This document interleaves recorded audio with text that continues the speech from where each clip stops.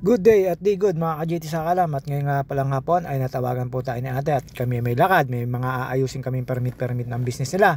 At ayun na, pagkatapos ko mag-check up ng sasakyan, siyempre pinainit ko na po bago tayo sumalida mga ka-JT. At yun naman siyempre pagkatapos po ng check up ng sasakyan, automatic yan, kahit bagong sasakyan or luma, kailangan nyo po i-check up yan mga ka-JT.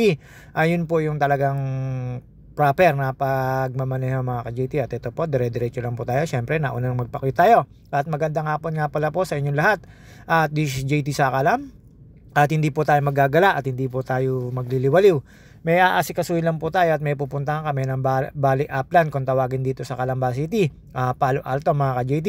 Dati po ang Palo Alto medyo alam nyo na kung paano puntahan, tapos meron yung mga haka-haka, pero ngayon hindi yung gano'n na kadelikado, marami na punta. At ayan, magpapakit pa ulit ang JT Sakalam.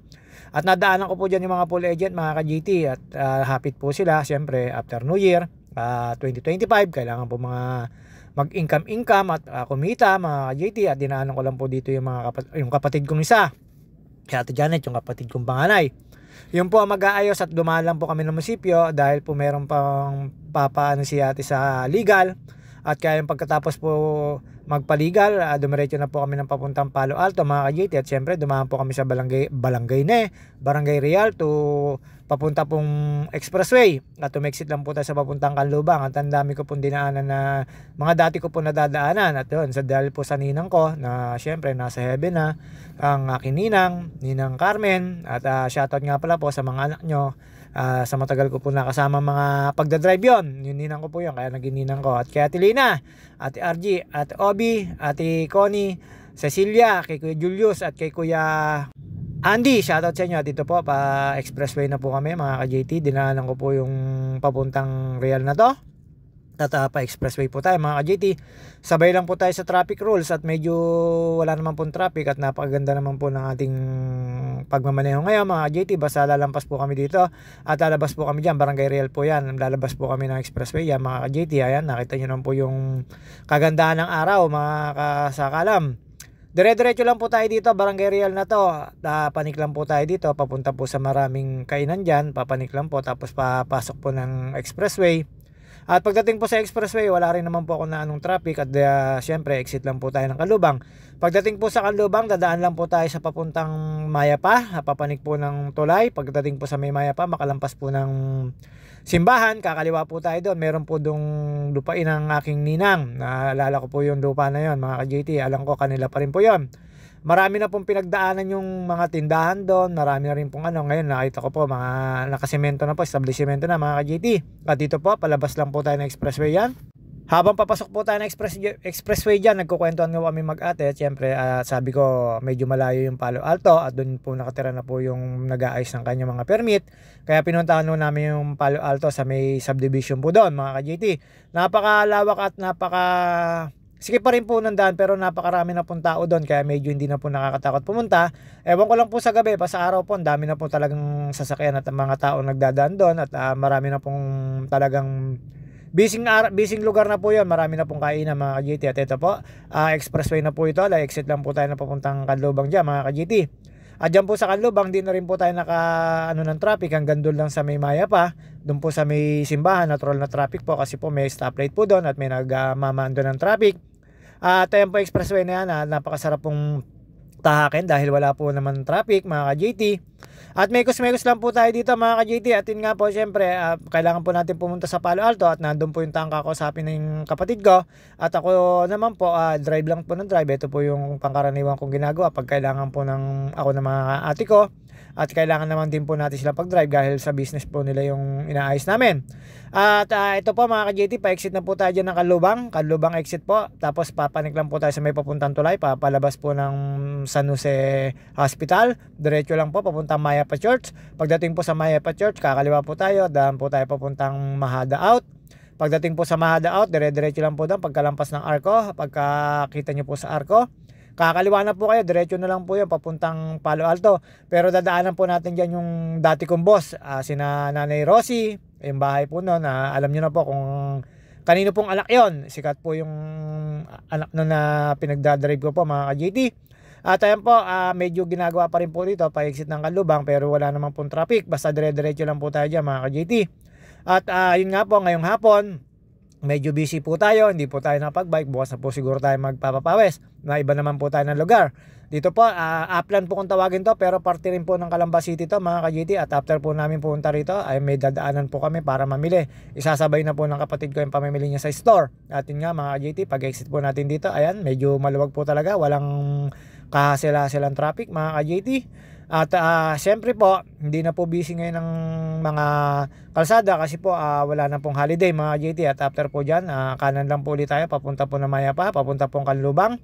Pero hindi po tayo didiretso ng Kanlubang mga ka-JT. Iliko tayo dyan sa may makalampas po ng simbahan ng Mayapa mga ka-JT. Hindi ko lang po alam yung mga baryo dito, pero papasok po kami ng Mahada Out dyan mga ka-JT. Dediretso lang po doon, papuntang Palo Alto. Tapos pagka dumiretso pa po kayo, papuntang La Guerta. Marami pong dadaanan pa po dito pagka pumasok kayo sa may papuntang Barandal mga ka-JT. At paglampas nyo po rito sa may expressway na bridge na yan mga ka-JT, bababa lang po kayo dyan. Tapos ilang kilometro na lang, siguro wala nang isa o higit isa. Kakaliwa na po kayo doon sa may bago dumating po ng tulay na may stoplight. Pakaliwa po doon, papasok po ng Mahada mga ka-JT. At yun po, dadaanan po natin yung dating bahay ni na Ate RG. At yan, ngayon lang po ulit ako nakadaan dito. Sa tagal ng panahon, pero ng panahon po na lagi po akong pinagmamaneho ng aking ninang Carmen, lagi ko pong alam mo ito, tsaka po lagi po naniningil siya dito sa may lupa niya, yung mga naupa po sa kanyang lote rito mga ka-GT, sa kantong-kanto po ng papasok po ng papuntang Mahada mga ka-JT. At dun po mga ka-JT, hindi ko na po alam kung ano mga baryo. Ayan, pagkalampas po niyang simbahan ng Mayapa na yan, Mayapa Church, kakaliwa lang po tayo dyan. Yung kantong-kanto po sa mismong kanto po ng kakaliwaan ay sa Ninang Carmen ko po yan at kay Ninong Lando mga ka-JT. Yan po yung talagang dating kanila pa hanggang ngayon mga ka-JT. At yun po, at pakaliwa na po tayo dyan at inabot po natin yung pagpapakaliwa ng enforcer. Ayan po yung nakikita nyo po sa kaliwa na yan. Yan po yung building na yan mga ka-JT. Na sobrang tagal na po ng panahon. Kanila pa rin po pagkakaalam ko. At dito po mga ka-JT, makikita nyo po yung lumang daan na to, kalsada na to. Papasok po to ng Mahada. At marami na pong nabago rito. Marami na pong tindahan. Ayan po yung building na yan. Mga sinasabi ko sa ninang ko. Marami na pong nabago rito. Lumawag ang kalsada. Tapos marami na pong mga store-store, kainan. Tapos meron na pong pilahan at busy na rin po itong lugar na to mga ka-JT. Sobrang busy na rin po. Nakita nyo naman po nagkaka-traffic dito. Dati hindi naman ganyan katindi ang traffic dito. Basta makakalampas din naman po kayo. At pagkalampas nyo po rito sa traffic na to, wala na naman po kayong yung traffic dyan dahil dire-diretso na po yan. Talaga naman pong medyo may kasikipan lang ang kasalda rito. Papasok na po ako ng Mahada rito. At yun nga po, medyo alam ko to dahil ang dami ko pong pinag-drive dito hanggang sa government. Naging driver po ako ng isang politikang tao. At dito po, dire-diretso lang po tayo dyan. Dalampas po tayo sa bahay ni na Ate RG. Yun po yung asawa ni kay Andy. Dire-diretso lang po tayo dito mga ka-JT. At kaliwa po nito ay papuntang Barandal, papuntang Calamba Hills. Ang kanan po ay papuntang Mahada. Hindi ko na po alam kung ano mga baryo rito. Pagkakaalam ko may business si Kuya Julius dito dati, water station, tsaka yung panaderia. Ewan ko kung buhay pa mga ka-JT. Siyempre sa tagal ng panahon na hindi na po ako nakakapag-drive sa kanila. Huling drive ko po ay yung ninang ko ay nagbo-ballroom pa. Kaya lang ang ninang ko ay nasa langit na. Kaya hindi na po ako nakakapunta sa kanila. At busy na rin po tayo sa pagdadrive sa mga kapatid. At hindi naman tayo pinatatawag din nila Ate Connie para mag-drive. Siguro busy lang din po sila. Pero lagi ko po sila naaalala. At shoutout kay na Ate Obi, Ate Lina. Shoutout sa inyo at kay Cecilia. At ayun nga po, dire-diretso lang po tayo. At kakanan lang po tayo dyan, may kantuhan po dyan, yan, may kaliwaan niya, yan, papuntang Calamba Hills, kanan lang po tayo, papasok na po tayo ng ayan, yung diretsuhan po yan, sa bahay po yan ng isang sikat na politika, yung si Nanay Rosie, tapos diretso lang po tayo dito mga ka-JT, at hindi naman po tayo maliligaw dito, basta pagkanan nyo lang po yan, diretso lang po dyan, tapos pagkanan nyo po, at ano na kagad, Mahada out mga ka-JT, dire-diretso lang po ito. Hindi ko na po alam kung ano mga street to or zone. At syempre magpapakit lang po tayo mga ka-JT. At ayan, sobrang cute mo JT, ang habang kapal na ng buhok mo, piling makapal ang buhok. At ayan, dire-diretso lang po tayo. Medyo nagda-diet na po tayo kasi naparami po ng kain ng mga New Year. Medyo may kahabaan pa ho to papuntang Palo Alto, pero hindi naman po kayo maliligaw pag kumana naman po kayo papuntang Mahada Inn, at tapos meron din naman doon daan doon papuntang La Huerta, kakaliwa lang po kayo sa may gasoline station. Pero pag dampas nyo dito sa Arco, hindi nyo na ho kailangan dumiretso pa at kumanan, basta dumiretso lang po kayo doon sa may kurba mga ka-JT. Meron po maliit na kalsada doon, papasok na po ng Palo Alto yon, doon na po magsisimula yung Palo Alto. At yun nga po, inanap lang po namin yung subdivision doon. At dito po syempre dire-diretso lang po tayo, at ayun, madadaanan na po natin yan. Pagka nadaanan nyo na po yan, madadaanan nyo na rin po yung Arco rito na welcome to Mahada Barangay mga ka-JT. At pagkakalang ko, Mahada out po ito. Pero hindi naman po kayo dito mapapatigil dahil marami naman po sasakyan. Dati po kinatatakutan, pero hindi naman po ganun. Sobrang na pong crowded dito mga ka-JT, lalo po sa may papuntang La Huerta. At doon po sa may papuntang subdivision doon, meron na po mga talipapa doon. Pagkakaalam ko po, nadadaanan ko. At ito po mga ka-JT, dadaan na po tayo sa Arco nila. At pagkalampas po dyan sa Arco na yan, siyempre hindi na po tayo dediretso pa dyan. Meron na pong kurbada dyan mga ka-JT. Pagka kurba nyo po, dire-diretso na po ng Palo Alto yon, at dadaan po kayo sa metro lane na dati nakakatakot. At medyo crowded na po doon, marami na po mga bahayan at marami na rin pong tindahan. Hindi na po masyadong tahimik doon mga ka-JT. Ito po yung sinasabi ko na Arco na Mahada. Mga ka-JT, Mahada out po ito. At dito po dire-diretso lang po tayo dyan, hindi na po lalayo dyan, magkukurbado na po dyan, tapos dire-diretso na po ang Palo Alto. At yun nga po mga ka-JT, pagkarating nyo po sa Palo Alto, marami na po mga subdivision doon at crowded na po. Dati po mura po yung lupa doon, pero ngayon hindi na po, medyo may kamahalan na. Nakita ko po kasi yung subdivision, sobrang dami na po at crowded. At shoutout kay ate na naka-e-bike. At malimit po sa sakyan dito, nakikita ko puro e-bike mga ka-JT, at hindi pa rin nawawala yung mga hams dito. At yan, pagdating nyo po dyan sa kurbada na yan, diretso lang po tayo dyan, papasok na po kayo ng Palo Alto. At makikita nyo na po yung tulay dito na medyo nakakatakot dati pagka dinaanan nyo, pero nung panahon noon. Pero ngayon po hindi na po, medyo napakarami na pong tao at ang daming bahay at marami na pong nakatambay at marami na rin pong nadaan sa sakyan. At yan po sinasabi kong kanto, hindi na po tayo dyan kakanan at dire-diretso na lang po tayo dyan. Ayan, papasok na po ng Palo Alto yan. At dyan po mga ka-JT, medyo may kasikipan niya yan, papasok na Palo Alto na yan. At dito po yung sinasabi ko sa inyo na malapit na po tayo sa tulay na dating medyo kinatatakutan. At ito na po yon.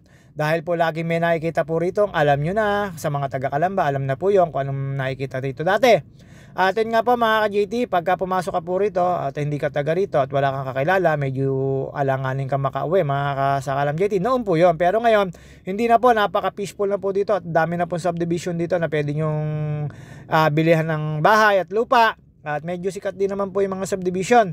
Kaya lang medyo talaga sa gabi, medyo hindi naman po kagaya ng nasa syudad na talagang ano. Pero dito po, hindi po babahain to. Napakataas po nito. Upland po kasi ito. Nandito po lahat yung area na ito ng La Huerta, Palo Alto, Mahada Out, Mahada Inn. Basta ito po, upland kung tawagin. Ayun nga po, dadaan na po tayo doon sa kinatatakutan tulay. Pababa po ito mga ka-JT. At ayun naman, wala na naman po akong nababalitaan dito. At napakatahimik na po dito. Ito po yung tulay na sinasabi ko mga ka-JT. Dito po, medyo may kadiliman po talaga dito. At siya, lampasan lang po natin yung e-bike na kanina pang pinagbibigyan ko. At medyo may kasikipan dito. Wag na lang po kayo magmamadali. Pero malimit dito, mga nakamotor, mga ka-JT. At yun nga po, medyo madilim dito, inanap lang po namin yung subdivision. Buti na lang, araw kami, nakita nyo naman po, medyo may kagandahan no yung sikat ng araw at mablublo yung langit mga ka-JT. At dito naman po mga ka-JT, hindi naman po kami naligaw kasi medyo ilan lang naman din po yung subdivision at doon po sa kantuhan lang naman po yung pumuntahan namin subdivision.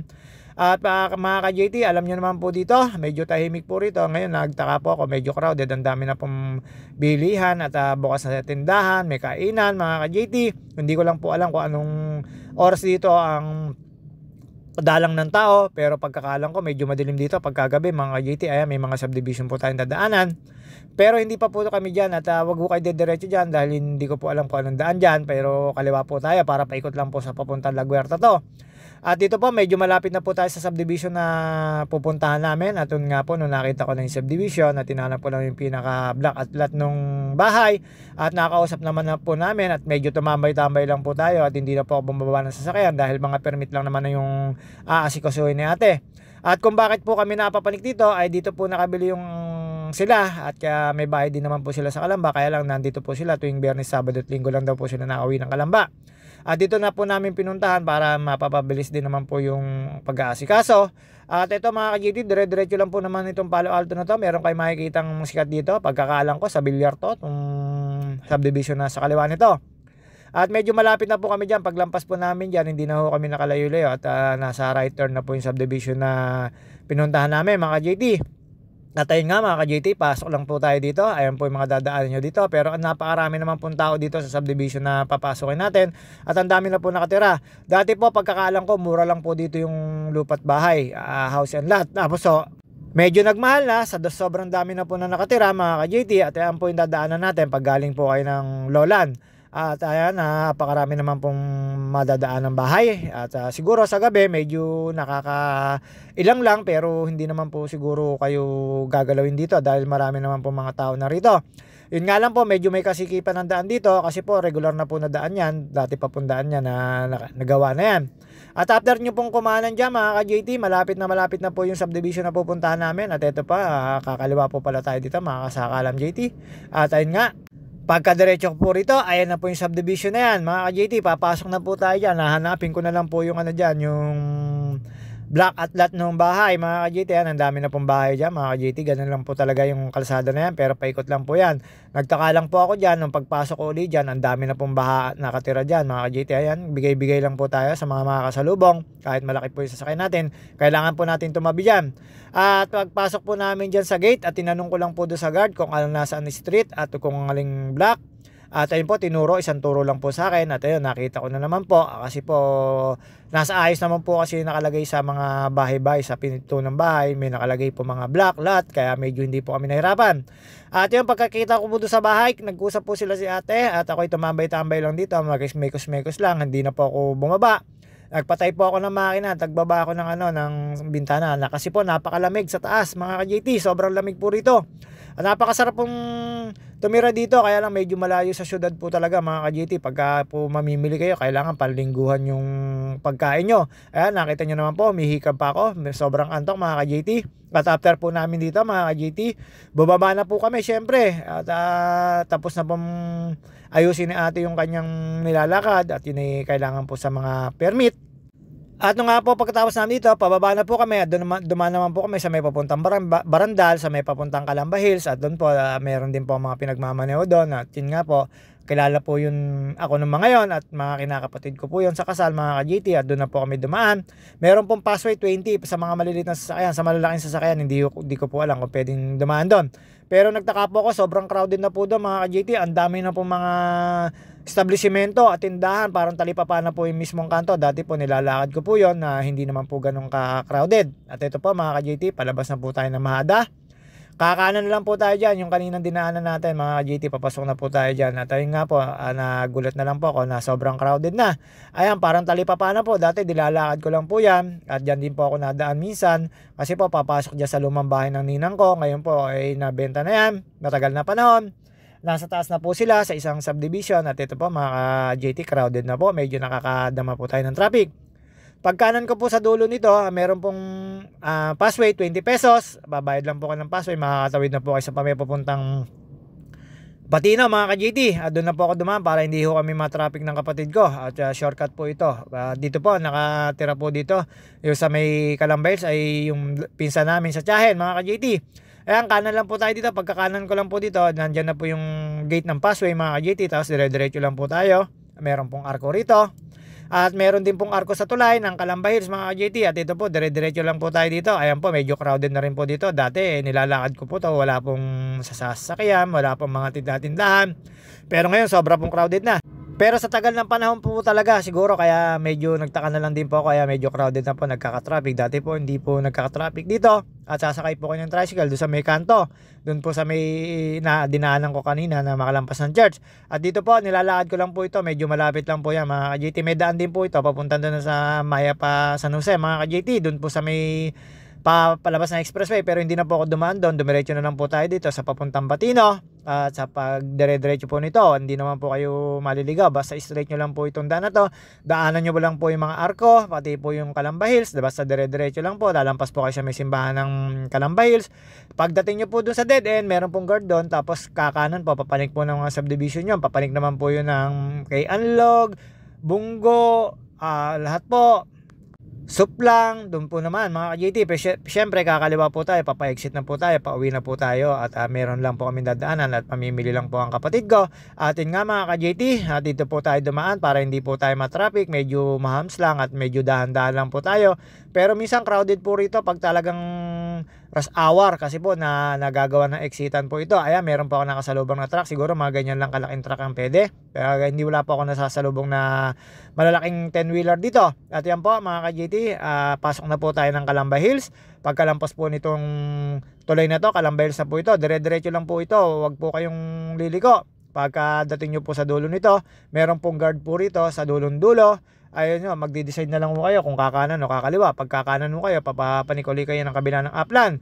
Pag kakaliwa naman po, papunta naman po kayong Calamba, papuntang Expressway, papuntang Batino mga ka-JT, papuntang meron dong sikat na bilihan ng ng mga gatas-gatas. At ito po mga ka-JT, ayan po yung sinasabi ko sa inyong dead end at mamimili lang po kayo dyan kung kakaliwa kayo o kakanan. Syempre kakanan kami, pauwi na po kami magkapatid at meron po kaming bibilihin magkapatid at mamimili po ang ate ko pa. At yun nga po, ito kahabaan po ng Batino to mga ka-JT. Ayan, napaka-crowded na po dito mga ka-JT sa Batino. At yun nga po mga ka-JT, pag darating nyo po dito sa may dulo na to, hindi po kayo didiretso.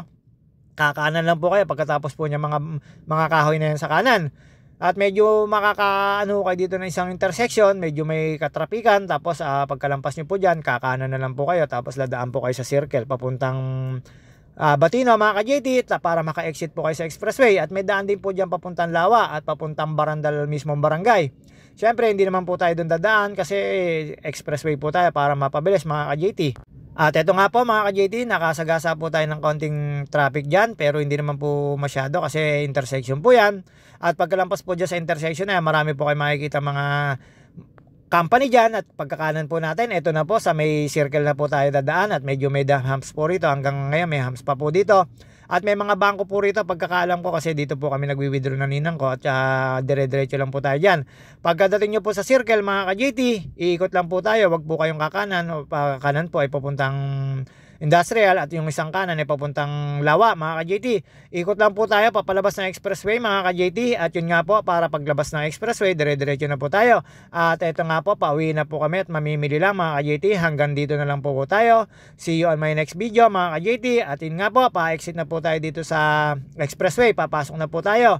At sa tagal ng panahon ngayon lang po ulit tayo nakaikot dito sa Batino. At medyo ayan po papasok na po tayo ng expressway mga ka-JT.